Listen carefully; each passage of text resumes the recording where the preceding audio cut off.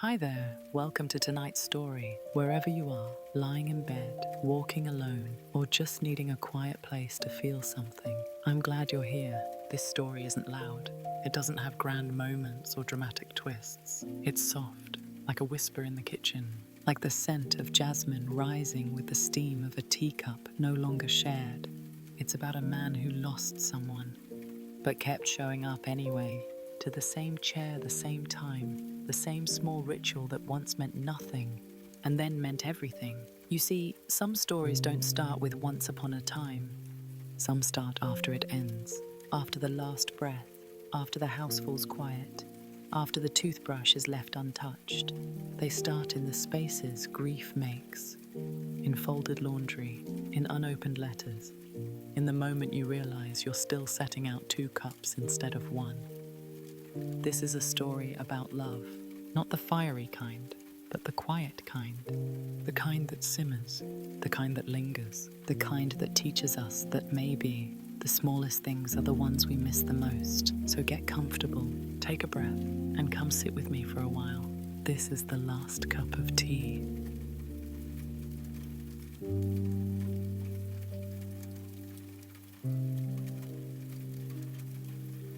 He still boiled the water at 7.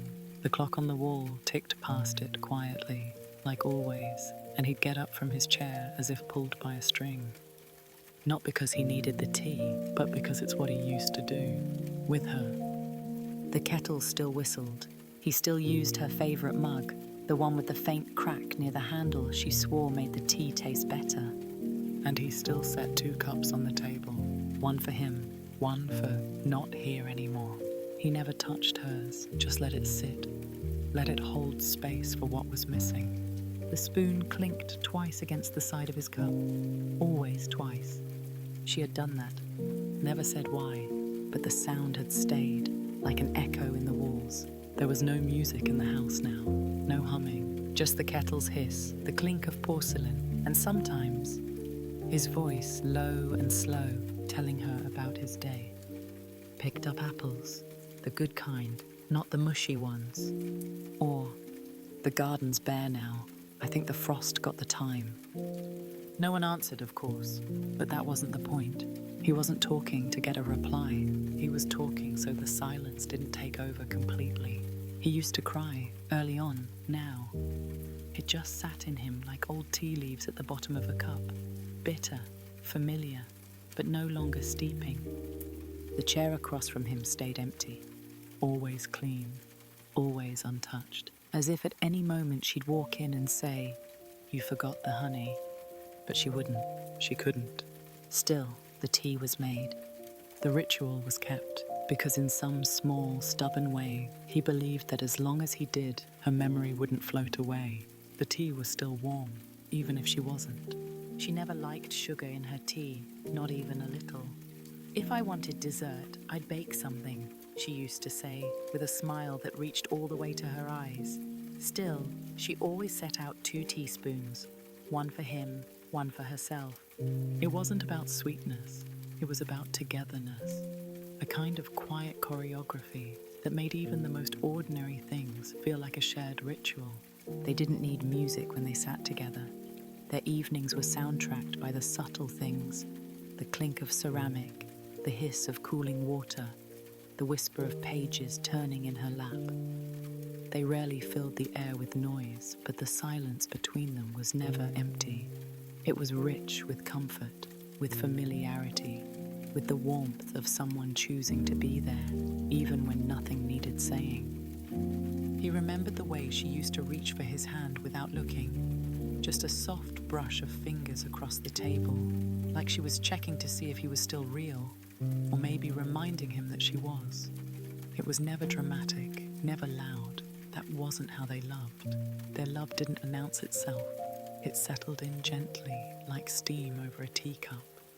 Now, alone in the same kitchen, he found himself going through those motions without thinking.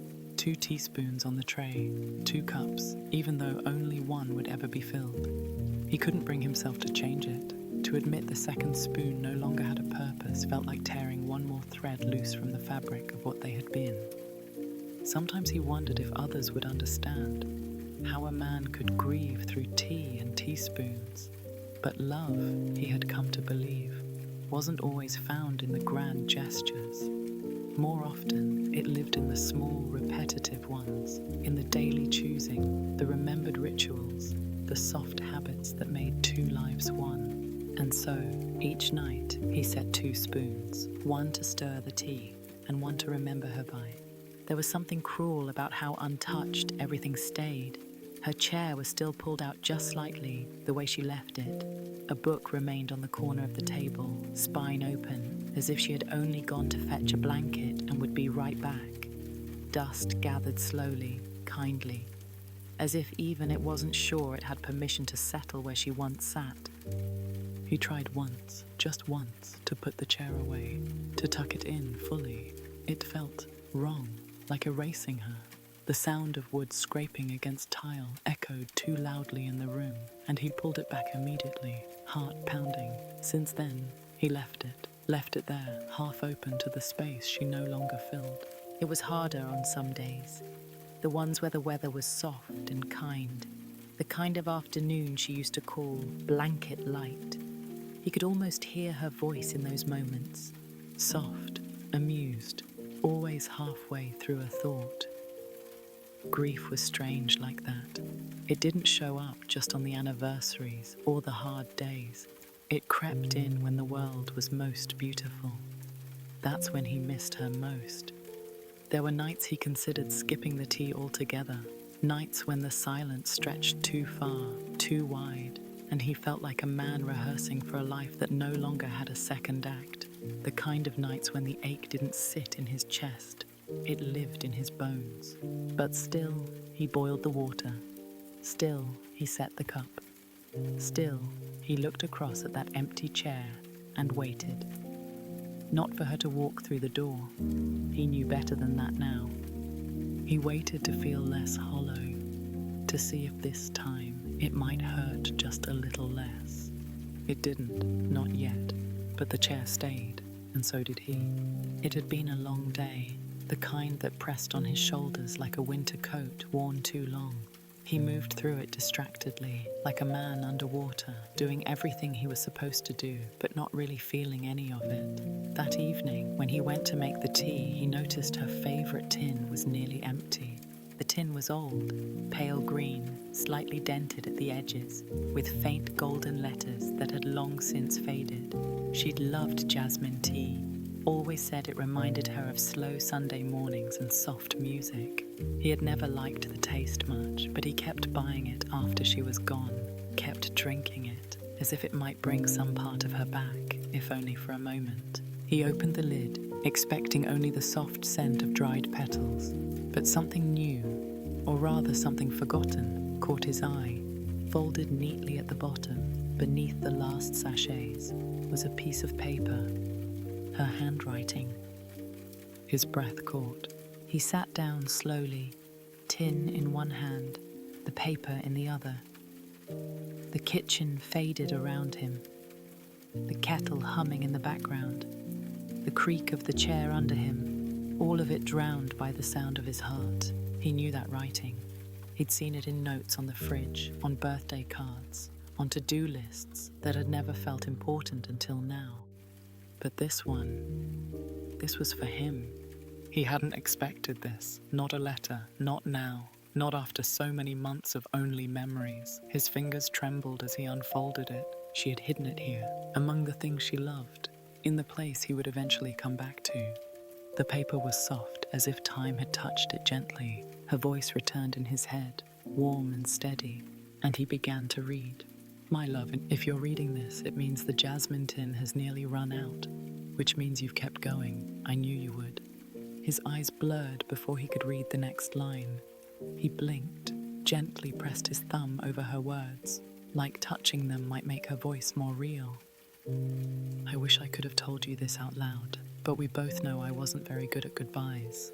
I never knew how to leave quietly, and I never wanted to leave you at all. So I hid this here, where I hoped you'd find it only when you were ready to. I know you. You've probably been making tea for both of us every night, haven't you? I can see it now. The same kettle, the same chipped cup, 2 spoons like always. You, sitting across from my chair, still trying to listen for my voice. He let out a soft, broken sound, not quite a sob, not quite a laugh, something in between. She always knew him too well. But here's what I want you to know. I never needed the tea. I just needed you, your presence, your warmth, the way you looked at me like I was enough, even on the days I didn't believe it myself. And I'm still with you, not in a ghostly way, not hovering around the house like some sad spirit. I'm in the jasmine. I'm in the rhythm of the teaspoon. I'm in the way your hand still reaches for mine, even when you know it won't be there.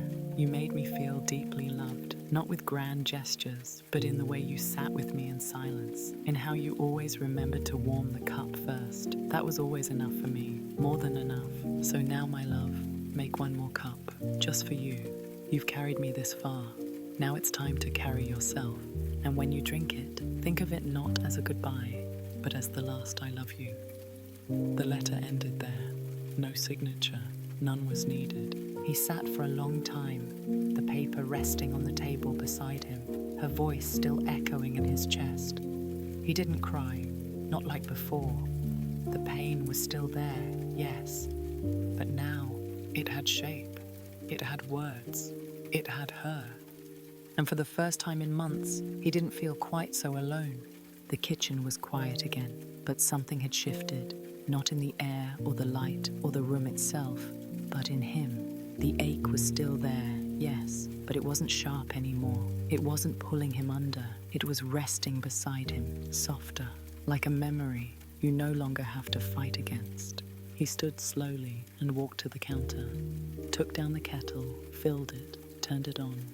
He didn't rush. He wasn't performing. He wasn't clinging. He was simply remembering and choosing. There was only enough jasmine left for one final cup. He smiled, just barely. Of course there is. The water boiled, the tin emptied, the teaspoon clinked once, then again. He held the cup in both hands and sat across from the empty chair. Only now, it didn't feel so empty. It felt like a place she had once loved, a place he could still love too. He didn't speak this time, didn't fill the silence. He just sipped and breathed and let her words steep in him. Outside, the wind moved through the trees. Not a storm, just a gentle stir, as if something unseen was passing through, brushing past the window, the walls, the years. He stayed at the table until the tea went cold, and for the first time in a long while, that felt okay.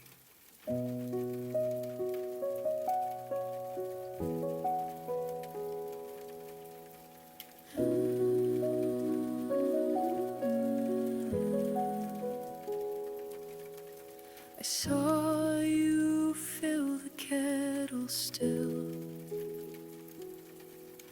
the same way that you always will. You speak to me between the steam, as if I'm just a pause, a dream. The spoon still clinks, the chair still waits. You honor me in small, soft ways. You hold your breath where I once sat. You pour the tea and leave it flat. But when the water cools, let go of me. You get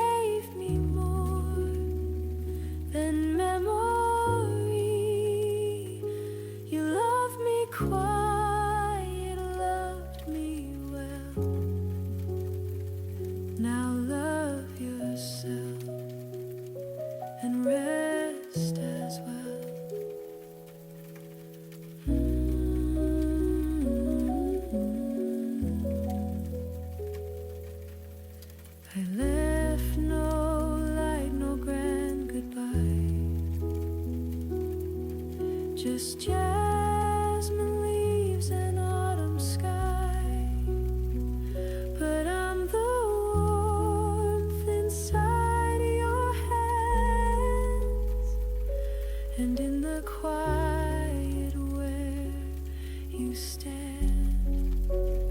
So when